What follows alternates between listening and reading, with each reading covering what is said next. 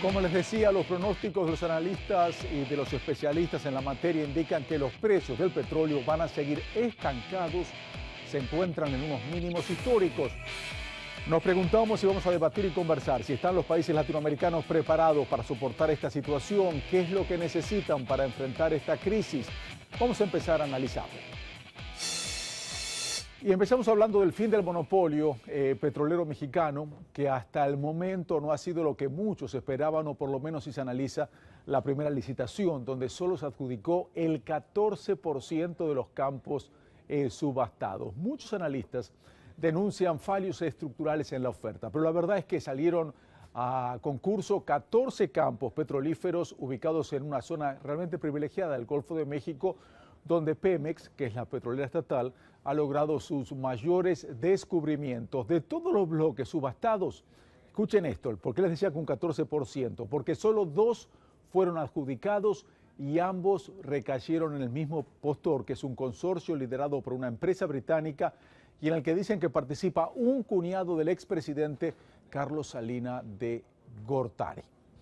Y precisamente para analizar esta situación está con nosotros desde Austin, Texas, el profesor Jorge Piñón, quien tiene una amplia experiencia en el sector petrolero.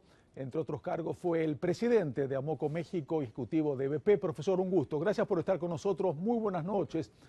Se hablaba que esta licitación era un paso histórico, pero de los 18.000 millones de dólares de inversiones que se esperaban de los contratos, se han quedado en apenas 2.600 millones. Profesor, ¿cuál es su lectura? ¿Qué es lo que está sucediendo? Tienes razón que el resultado no era lo que esperábamos, pero podemos decir que los campos que fueron subastados o estas concesiones no eran campos desde el punto de vista geológico de un gran potencial. Recuerda que no son aguas profundas del Golfo de México, sino eran aguas someras. Así que eso era primero. Segundo, como tú bien dices, el contrato o el modelo contractual no era lo que las compañías multinacionales esperaban. Y yo creo que esto también es un mensaje que le están mandando a México, y es que tienen que hacer, una vez más, ese contrato más atractivo para que vean sus inversiones multimillonarias en esta área. Así que viste que ninguna compañía grande petrolera ni presentó ninguna oferta en estos campos. Todas fueron compañías pequeñas y, como tú bien dijiste, fue una compañía mexicana y un consorcio la que ganó. Pero esto es el primer paso. Todavía faltan las aguas ultraprofundas del Golfo de México, donde los grandes campos petroleros están, Carlos. Profesor, pero antes de hablar de estas aguas más profundas, una duda. Yo tengo entendido que estos campos, 14 campos petrolíferos de esta primera licitación, se encontraban, tal vez no en estas aguas profundas, pero se dice que en una zona bastante conveniente para este negocio del petróleo del Golfo de México. Pemex, la petrolera estatal, logró sus mayores descubrimientos precisamente en esta zona. ¿Por qué me está diciendo que no es tan atractiva ahora? No es tan atractiva porque son en realidad hasta en el Golfo, aunque están en el Golfo de Campeche, no es donde están los grandes yacimientos de Pemex como Cantarell. Esos están todavía muchas más aguas afuera, no en estas aguas someras.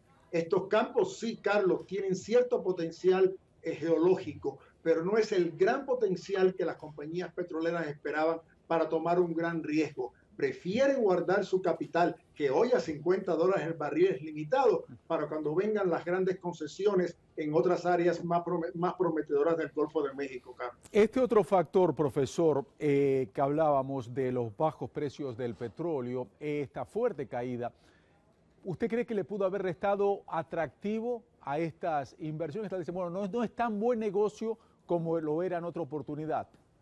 Es posible, Carlos, pero recuerda que las preguntas que se están haciendo las petroleras es no dónde está el precio del petróleo hoy, pero dónde va a estar el precio del petróleo en los próximos 3 o 5 años, que es el horizonte que se necesita para monetizar muchas de estas concesiones. Así que aunque hoy los precios están en $50, si tú y yo comenzamos a explorar estas nuevas concesiones, nos va a tomar por lo menos 2, 3, 5 años a poder obtener producción de ellas mismas. Así que la pregunta es, ¿dónde van a estar los precios del petróleo de aquí a 3 a 5 años? Y yo creo que la respuesta es que esperamos que va a estar sobre los $75 el barril, ¿qué es el nivel para rentabilidad económica en estas aguas del Golfo de México? Profesor, para ir resumiendo lo que me está diciendo y a ver si lo voy siguiendo bien y nuestra audiencia también, ¿usted cree que en las próximas licitaciones, creo que la próxima va a ser en el mes de septiembre, ahí podría la situación ser más atractiva para estos inversionistas, hasta para la propia Pemex? ¿Y usted cree que la reforma política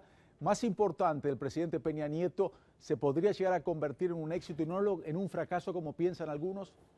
A largo plazo va a ser un éxito. Este es un mensaje de muchas de las petroleras a México que tienen que hacer su formato de contrato todavía más atractivo de lo que es. Si no, puede ser, Carlos, que tengan los mismos resultados en aguas profundas. Esta es una lección a corto plazo que todos estamos aprendiendo. Largo plazo, México es prometedor para las petroleras. Profesor, un gusto, muy amable, muchísimas gracias. Era el profesor Jorge Piñón de la Universidad de Texas en Austin. Gracias, profesor, muy amable. Gracias, Carlos. Gracias a usted.